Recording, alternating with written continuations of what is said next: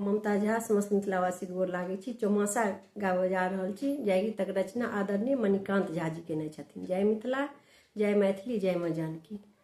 चैत है सखी आयल पतझड़, टूटी खसलई पात है।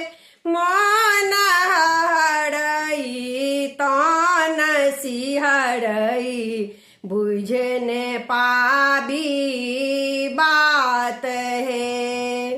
मन हरई तान सिहरई, बुझने पाबी बात है। बैसाख है सखी भेल पल्लव, कलश लेलक बास है। बैसाख है सखी भेल पल्लव, कलश लेलक बास है। नावल यौवन गोरे आयल, हृदय जागल आस है। नावल यौवन घोड़े आयल, हृदय जागल आस है। जेठ है सखी गर्मी बढ़लई, चुबई टप टप घाम है। जेठ है सखी गर्मी बढ़लई, चुबई टप टप घाम है।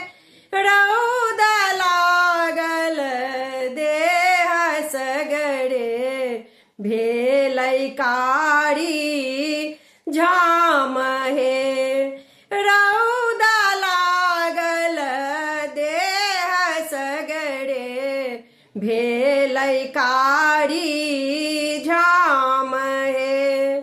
अषाढ़ है सखी मेघ उमड़ल, घन घटा घन घोर है।